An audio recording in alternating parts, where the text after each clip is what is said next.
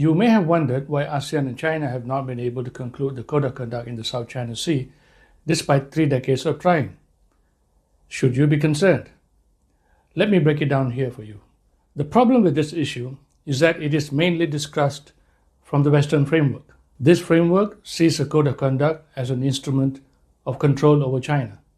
However, the Southeast Asian states may have a different perspective. For them, it is about being practical, as they are the ones who have to live with the consequences of their choices. So, let us analyze this issue from a Southeast Asian framework. But first, let us understand what the South China Sea issue is all about. The claimants to the South China Sea are China, Brunei, Malaysia, the Philippines, and Vietnam. Although Taiwan occupies one of the islands, it is not included in the negotiations as a separate claimant because of the One China policy.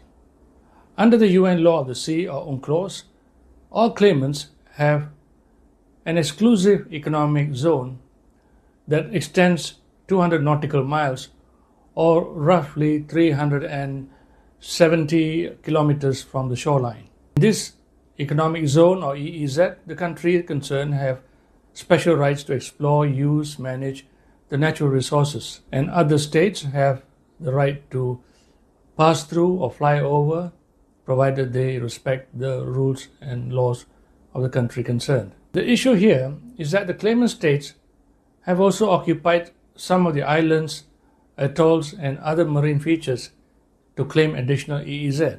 Others have used history to support their claims. This has given rise to multiple and overlapping claims in the South China Sea. The South China Sea is home to over 250 features, including small islands, atolls, cays, shoals, reefs, and sandbars. Many of these features are naturally underwater at high tide. Some are permanently submerged. None can support life independently. These features are grouped into 3 clusters, namely the Spratlys Islands, the Parasols Islands, and the Scarborough Shoal.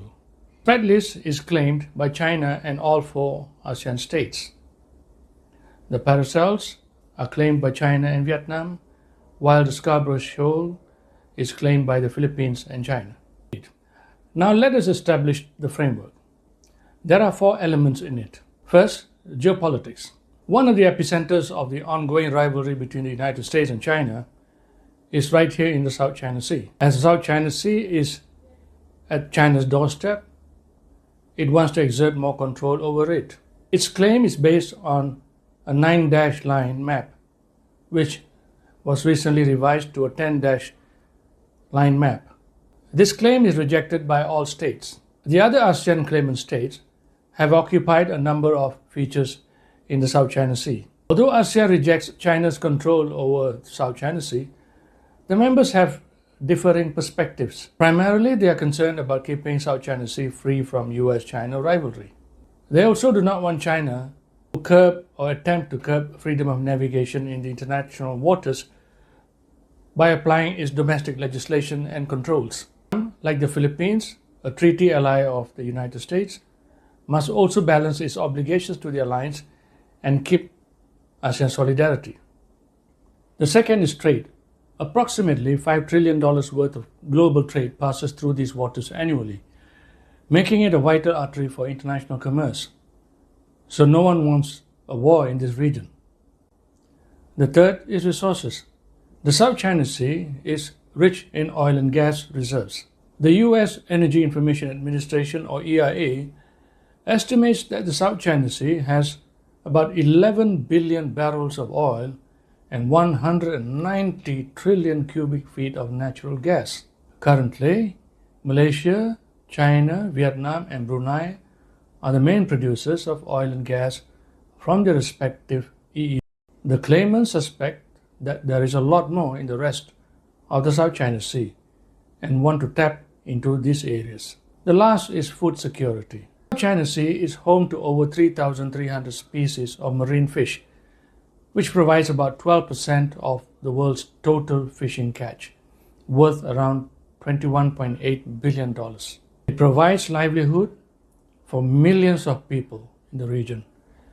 The Philippines ranks among the top 10 fish-producing countries globally, with an annual production of 2.1 million metric tons.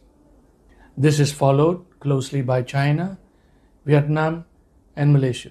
So now we can see that the Southeast Asian states have a range of perspectives. Among the claimants, Malaysia and Brunei are more concerned about their oil and gas production. But the Philippines is more concerned about the freedom of their fishermen, as it is dependent on fishing. Vietnam falls in between, as it has both interests.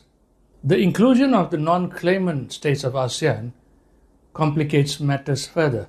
Although it provides a moral boost in facing China, negotiations are difficult as they do not have direct interest in the South China Sea. How have the states approached the South China Sea issue? In 1992, ASEAN expressed its concerns over the South China Sea and called for a code of conduct.